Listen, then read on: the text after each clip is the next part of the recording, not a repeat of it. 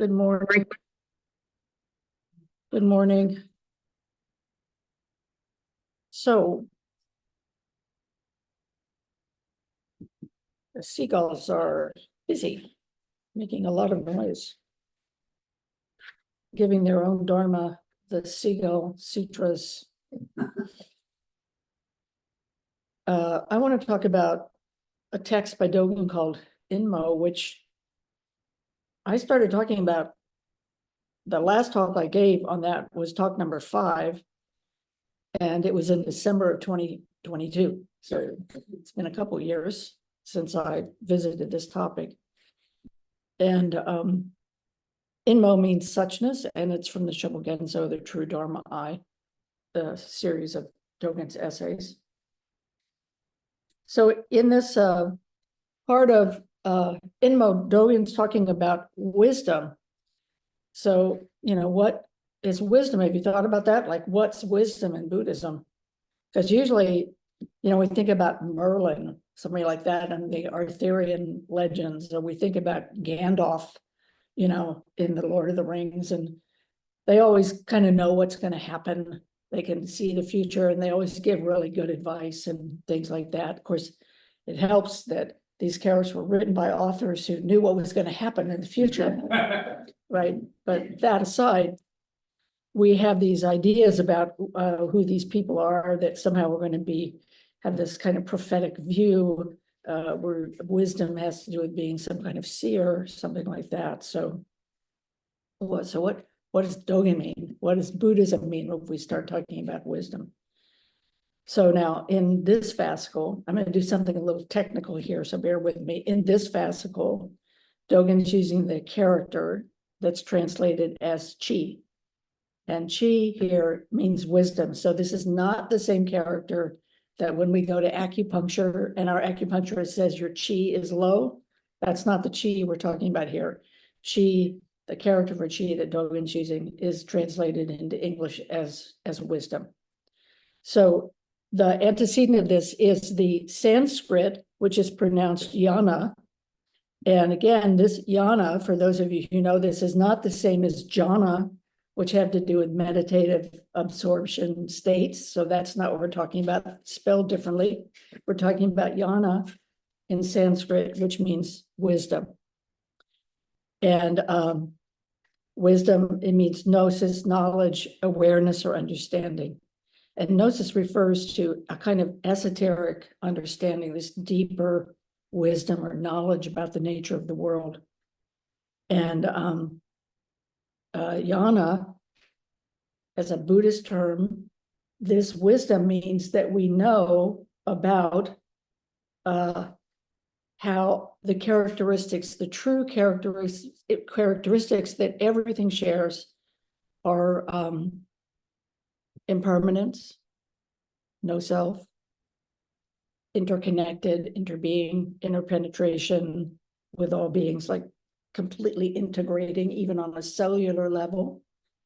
I was watching this program last night on some woman does interviews, and she has dinner with people. It was on PBS, and she was talking to Henry Louis Gates, and he was talking about your DNA, your actual DNA in your body has the same DNA as your ancestors back through like 5 generations, something like that, like literally the same DNA. So we're talking about something like this here when we say like interpenetration or interbeing is another way to say that. And everything is causally related to everything else, okay? Usually the example I give about interbeing would be like food. You eat food, it's outside your body, but as soon as you eat it, it becomes cellularly on, part of your body, sharing in a room when we are breathing, which is how we transmit COVID or other, respiratory diseases, is because we're actually breathing in someone else's exhale and we're incorporating it into our body at a cellular level, right?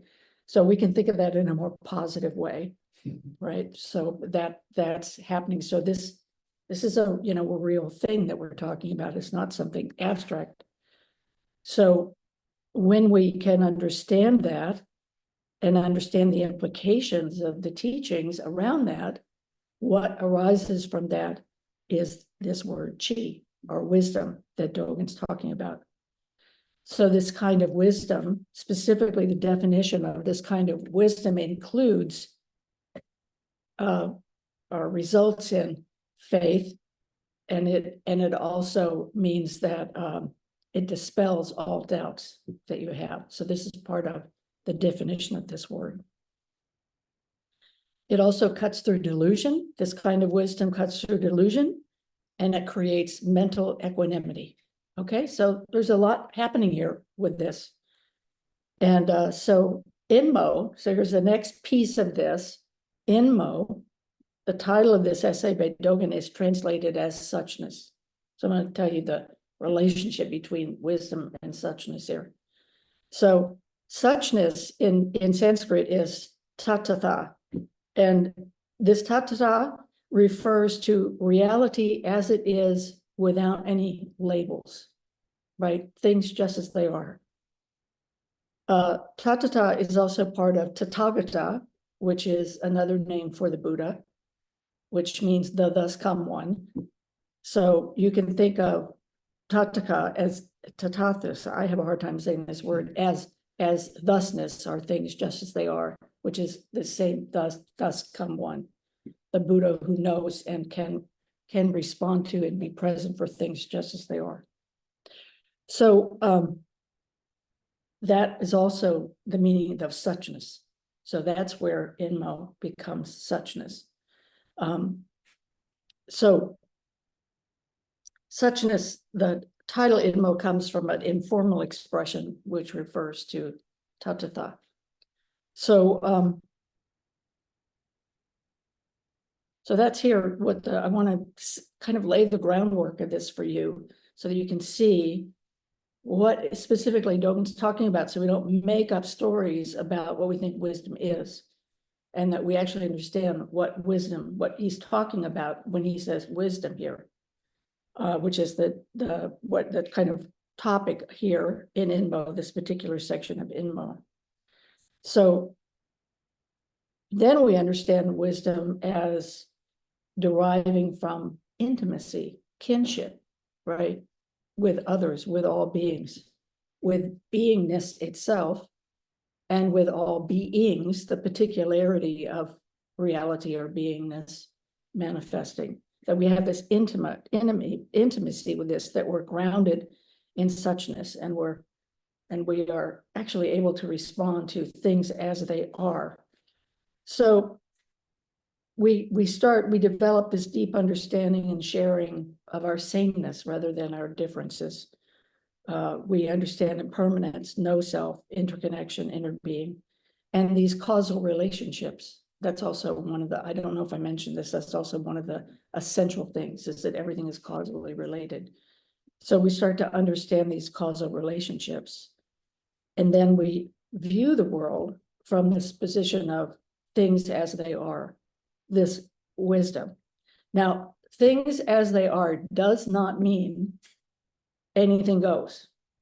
It doesn't mean, it's not a nihilistic idea of like, oh, okay, well, that's just how things are. So, I just have to be with it. It means that it doesn't mean that you're accepting everything that's happening. So it isn't a call to passivity, but it is a call to being willing to sit in the middle of your life just as it is and clearly see that life that you have, to clearly see the suffering that you may have.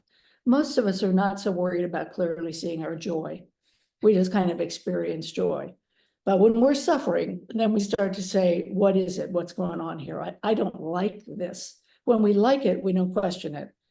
When we don't like it, we're like, wait a minute, something's off here. I don't like this. Like, how can I change it?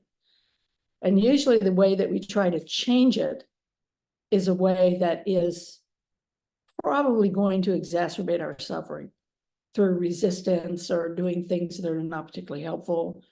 Like maybe we think I'm going to alleviate my suffering by going shopping.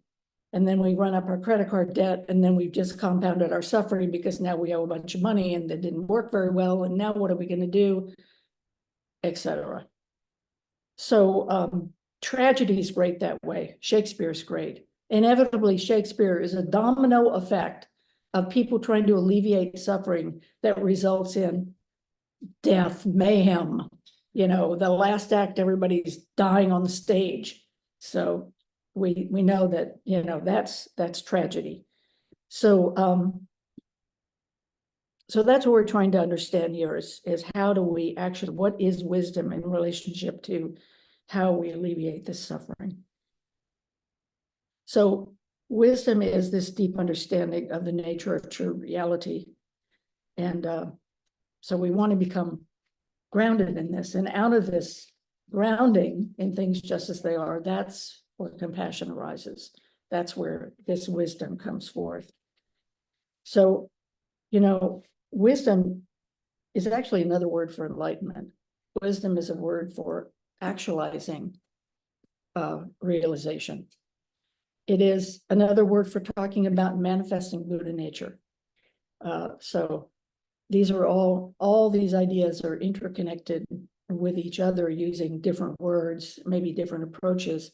So in this text, Dogen's approaching realization from the perspective of this wisdom, chi. So that's what here he's teaching about. He's teaching about this deep wisdom of suchness.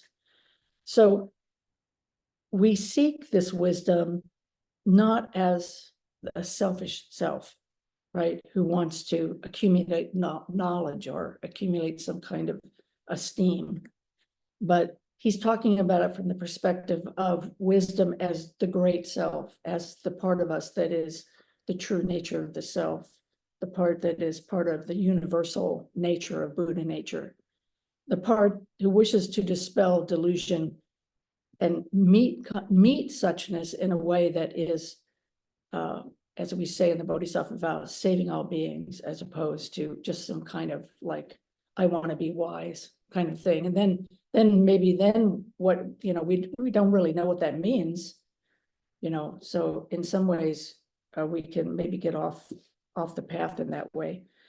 So we want to dispel delusion, and we want to meet this Inmo or suchness in the context of our true self, our deepest nature. So out of this arises this universal wisdom. And also from universal wisdom is going to arise relative wisdom, right? The wisdom of our everyday lives about objects and things and events and people.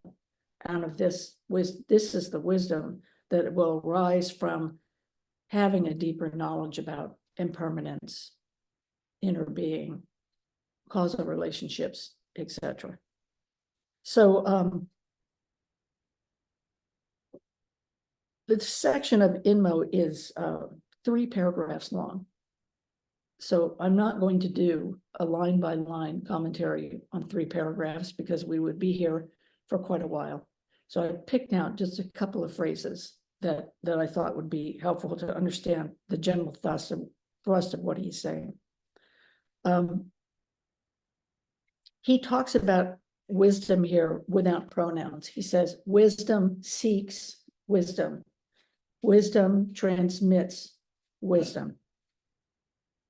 So in this way, this activity of wisdom in some ways has absolutely nothing to do with us. And on another level, it has absolutely everything to do with us, right? So this wisdom seeking wisdom is something that's functioning outside the self and is the self simultaneously, and from a relative point of view, has nothing to do with us and has everything to do with us. So because we talk about this a lot, we are inherently Buddha nature, which means we are inherently chi, we are inherently prajna, we are inherently tathagata, we are inherently suchness and Buddhas. But just because we are inherently that does not mean that we necessarily manifest that, because we are reality itself, just as all beings, everything this computer, the bell, the other people you know, everyone, everything, every being is Buddha. So every being is Buddha nature. So all of us live in the house of the Buddhas, this house of suchness, of Inmo. If what we seek is this kind of wisdom, then what we are engaged in is practice realization. We do not practice to get something. We don't practice to get enlightened. We practice because it is a manifestation of actualizing the Buddha way. That's what practice is. That's what formal practice is. And that's what when we say, oh, I realize, I have this issue.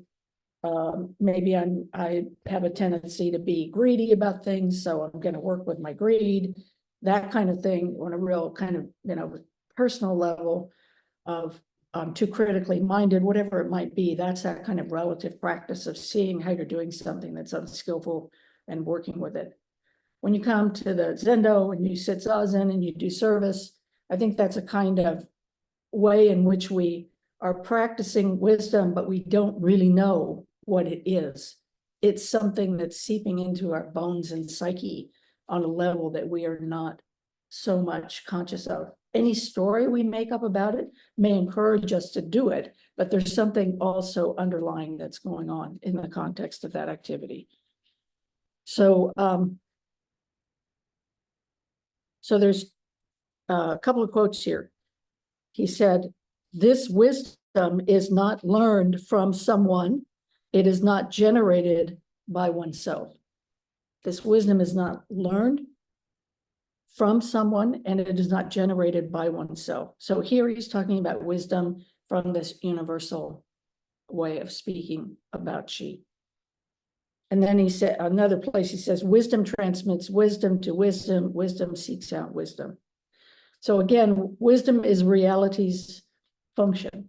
It's not something that we learn from another, and it's not something that we find, because it is already present. So on this universal level, this non-dual level, we don't learn wisdom. Wisdom itself transmits wisdom. So there is this way we can, I don't know if I'm making sense here, but there's this way that this is this faith, right? This faith that the whole universe is a sutra. The whole universe is transmitting wisdom to wisdom. Your wisdom transmits its wisdom, that wisdom. But it's not, while it is something we learn from each other, it's simultaneously not something that we learn from each other. So both of those things, and Dogen's not talking about, he wants us to think about this in this broader, larger way than I'm going to learn wisdom from my teacher, or I'm going to learn wisdom by going to yoga, or I'm going to get this, or I'm going to get that. He's saying, no, it's actually functioning in a much broader way. This is actually a very encouraging teaching, because Dogen's view of the world is very positive. It's a very positive view. If you view the world as this essential goodness, as Trungpa Rinpoche would say, this essential goodness of compassion that arises out of this inner being, this complete connection that's functioning, this is wisdom. And that in and of itself is actually very altruistic. So he has a very positive view of this. So he's saying this is this underlying wave, if you will. This is the ocean itself. So we can look at the waves, we can say, I'm learning wisdom. But he's saying, no, the ocean itself is the wisdom, transmitting wisdom. The ocean itself is this wisdom, seeking wisdom. So that ocean of the self is, the self as ocean is seeking wisdom of ocean. So this is reality's functioning. And so we, as the Buddha Dharma as all beings,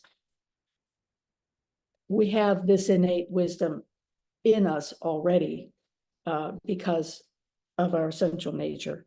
So trees are wisdom, people are wisdom, cups and bugs are wisdom, mountains are wisdom, enemies are wisdom. This is a hard one, right? Enemies are wisdom. So how can we see that? How do we understand that? So from this perspective, Dogen's saying, we don't learn it from another because wisdom seeks wisdom in this non-pronoun way, that this essential nature is seeking its essential nature, as the essential nature is already the essential nature, which does not seek itself, although it does seek itself, because that is the part of the self that is seeking what it already is. So wisdom seeks out wisdom. So we're endowed with the capacity to resonate with this wisdom when we encounter this wisdom. We already are endowed with that capacity. There's a part of us that recognizes that when we are presented with it, when we are given the opportunity. Practice creates that opportunity to experience that. So formal practice mirrors this wisdom of knowing, and knowing our own true nature, the true nature of others. Studying the Dharma helps us to articulate to ourselves what it is that we're up to, right? It's studying the Dharma. We can talk about it in this way that's non-dual. We can talk about studying the Dharma in the way that we can say that it's not about words and letters, but if we talk about the Dharma, when we are talking about the Dharma, that we study this Dharma, then in that way we're articulating to ourselves. What am I saying to you right now? I'm trying to articulate to you what it is that Dogen was articulating in Inmo when he was trying to talk about something that in some ways he cannot talk about. Therefore, he says wisdom seeks wisdom without pronouns. So, but it helps us, right? It helps us go beyond our concepts, but it also helps us conceptually have a basis to jump off of. It helps us step off the 100-foot pole of this Dharma, oh, okay, I got the parachute. I can jump off the pole now. It is the chi that develops faith. It's the chi that dispels doubt. So I wanted to give you a kind of example of this. And so I found this koan story that's in the Book of Serenity, the Shoyu-roku, which was composed or compiled by a Chinese Zen master, Hongzhi, in the 12th century. And so here's the story. So you probably might have heard this story already. One day the Buddha's walking along with his Sangha, and he stopped and he pointed to the ground and he said, "This spot would be a good place to build a temple." Indra, who's the king of all the Indian gods who happened to be along on this walk, Indra picks up a blade of grass and he sticks it in the ground and he says, "The temple is built." And Shakyamuni smiles. So we know Indra's onto something. So when we hear this, maybe we don't intellectually understand exactly what this koan is about. But don't you find this koan kind of intriguing? This idea that they're walking along and the Buddha says, "This would be a good place to build a temple." And you think to yourself, oh yeah, that's like a grand building is going to come up here. And Indra just picks up a blade of grass and he sticks it in the ground and says, "Yep, there is the temple." That's kind of intriguing, isn't it? Sort of like, well, how does that work? What's that about?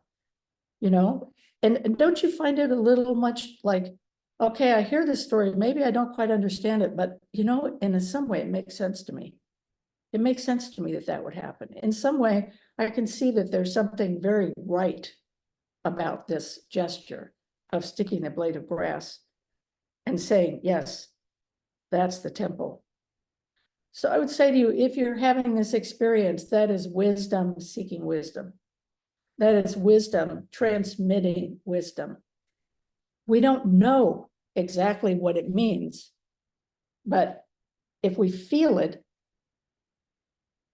this is wisdom seeking wisdom. This is, we recognize something inmost, as Suzuki Roshi said, this inmost request. Or maybe you do know exactly what it means. Maybe you do know what this teaching means.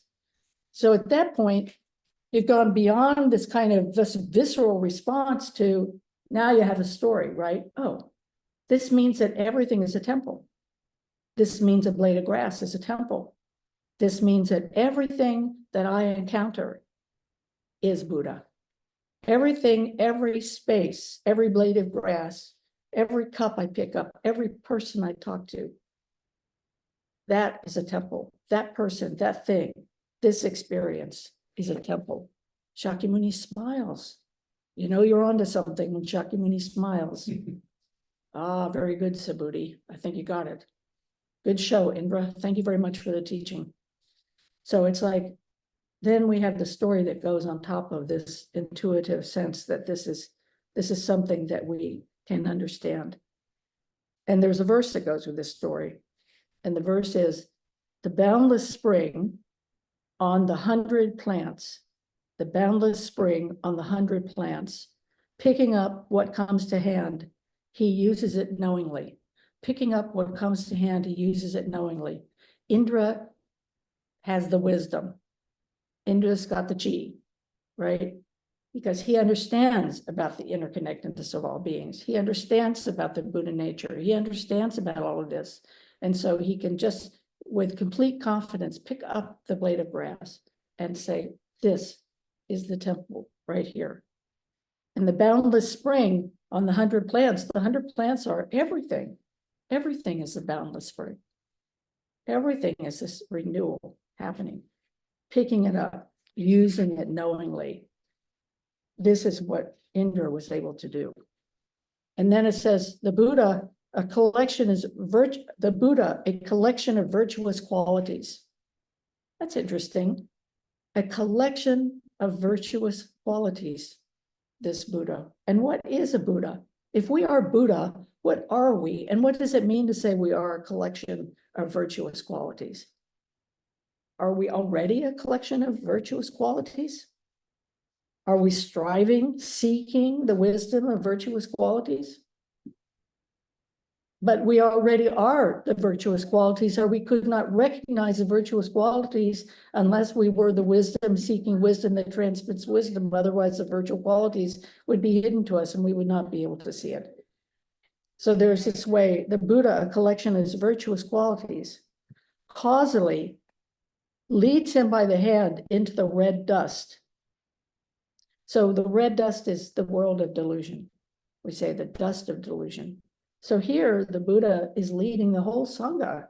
We are right in the middle of the Saha Buddha field, right? He's leading us in the midst of the red dust, in the midst of delusion, greed, hate, suffering. But then he says, causally leads him by the hand into the red dust, able to be masters in the dust. Can we be masters in the midst of this? Can we sit in the middle of this? Isn't that what we're trying to do here as bodhisattvas, to sit in the middle of the red dust? You know, can we do that? Can we take a good breath and not find ourselves choking in the midst of delusion and suffering? So I think that's this wisdom, seeking wisdom. Otherwise, why would you do it? Because you innately have this sense of wanting to do something that's helpful for yourself and others. It's not wrong to want to wake yourself up. That's not a bad thing. Because if we're not awake, then we can't awaken or help anyone else. We can't do anything that's particularly helpful to anybody else. If we're choking on the red dust, and sometimes we choke on the red dust and sometimes we can breathe it in, no problem. And so I think we should be happy about those times. Anyway, and I think this, by the way, could be read causally leads by the hand into the red dust. Causes and effect lead by the hand into the red dust, because we can take the pronoun away. Able to be masters in the dust. So that's something that we are all hoping for. Outside creation, a guest shows up. Outside creation, a guest shows up. I think what this means, I'm not exactly sure, but I think what this means is that because there is no beginning and no end in Buddhism, which we usually think of creation as a beginning, this is this way in which we can actually sit in the middle of being present for as a guest in a way. So usually we talk about there's 5 ranks and there's a guest and the host and all that. So, you know, when are you a guest and when are you a host? Who's the host? Who's the guest in this story? I don't want to go into that because it's kind of, I'm not quite sure, but I could think about it, but I don't want to spend a lot of time talking about it. But what I want to do is say is, you know, it's like this way in which he's talking about, he's saying this outside the context of this and that, something shows up. Outside the context of this beginning and end, a guest, a person, a thing, wisdom shows up and is present. And then the last part of this is everywhere life is sufficient in its way. Everywhere life is sufficient in its way. Things just as they are is sufficient in its way. And I think that's where the doubt comes in. You say, really? Really? If I'm living in a war zone and I've had to evacuate here and evacuate there and do this and do that, and people are shooting me, is life sufficient in its way? Is that enough? So for most of us here in this room, that is not something we are currently experiencing, but we have our own suffering, so we shouldn't denigrate that by comparing it with what we might consider to be greater suffering. So it's okay to address our own suffering. This is a koan. Everywhere life is sufficient in its way. That's a koan. And then no matter if one is not as clever as others, no matter if one is not as clever. Remember, who said this morning about, was it you said we're talking about somebody who has a degree in bio something or other? No. Well, I don't want to name names, but the from the Sandokai. It's not about, you know, it's not about how smart you are. It's not about that. It's not about comparisons.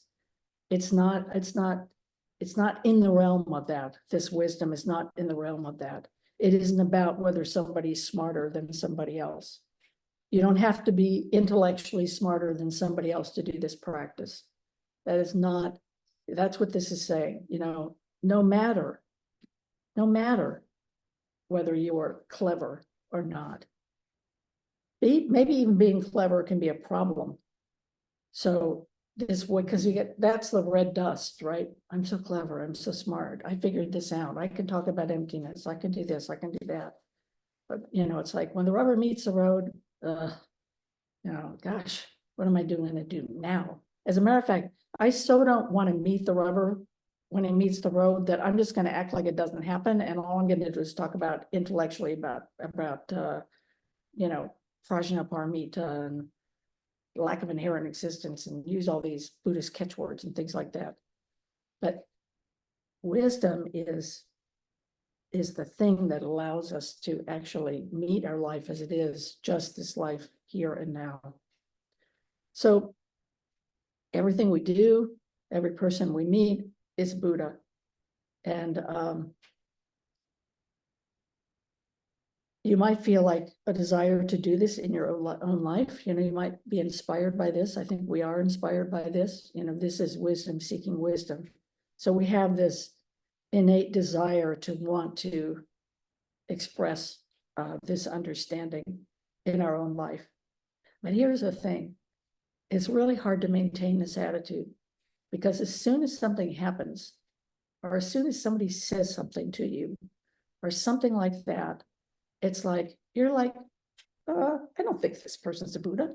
What is up with this? You know, and all of a sudden, it's like doubt comes up about this. So in a way, we forget our intention when these things happen. Then that's when it becomes difficult. That's when practice becomes difficult. What would it be like if we actually believed that all beings are Buddha? Some maybe not quite getting it, but that this essential nature is actually the essential nature of all beings. What would it be like if we could actually keep remembering that, keep going back to that, and really try to cultivate that, at the grocery store. Do it, you know, like do it in small ways. I've used this example before. Notice whether the person, if you've got a basket full of stuff in the grocery line and the person behind you has 3 items, maybe you could just turn around to that Buddha and say, why don't you go ahead of me? You know, you might think about doing that. So how can we acknowledge the other person as Buddha? And one of the examples I like to give, you know, sometimes a person who's a friend of yours can say something to you, the exact same thing that a person you don't like says to you. And when your friend says it to you, it's okay. And when that other person says it to you, it's definitely not okay. And when the other person says it, it's like, oh, they're out to get me. They're critical of me. They don't like me. Da, da, da, da, da. They're really unskillful. Boy, I don't want to ever see that person again. But the friend, when your friend says it to you and it's unskillful, you say, well, you know, they've had a tough time. It's like, I know right now they're going a really tough time. And so maybe they're not being very skillful, but you know, it's okay because I love them. And you know, I'm going to take some cookies. I'll take them some flowers because they're not feeling very good today about things. Well, that's interesting. Like, what's the difference between those two things? Like, why do we treat one person like Buddha and we treat the other person like Mara? Like, why do we do that? And I think those are good koans for us to think about, you know, and why would we bother doing this? Because wisdom seeks wisdom, because wisdom transmits wisdom. That's why we bother to do it. And also we have, you know, this idea of the refuges, take refuge in Buddha, Dharma, and Sangha. And I want to encourage you to remember that we can use this. The Buddha, Dharma, and Sangha is a Buddha field. The Buddha, Dharma, and Sangha is a blade of grass stuck in the earth. The Buddha, Dharma, Sangha is a temple that we create for each other. The blade of grass is fine. The giant building is fine. But what makes it a temple? What makes something a temple? What makes your body a temple? What makes your house a Buddha field? A Buddha lives in that house. How does, you know, what makes that house a Buddha field? So how do we function in that Buddha field? How do we function in this temple of the Buddha, Dharma, and the Sangha? So we should, you know, rely upon the teachings, rely upon each other to help each other in a way that's skillful, hopefully. And, you know, that we are all Buddha and that we can transmit that. So I think I'll just leave it at there. And hopefully that these teachings by Dogen can encourage us to continue our practice. And we don't always know how to do the practice, but if we keep coming back to the practice and we recall that blade of grass, being present for our own suffering and the suffering of others, this is wisdom transmitting wisdom, right? This is the temple of our lives and our relationships. So I encourage us to make our best effort to do this practice. Thank you.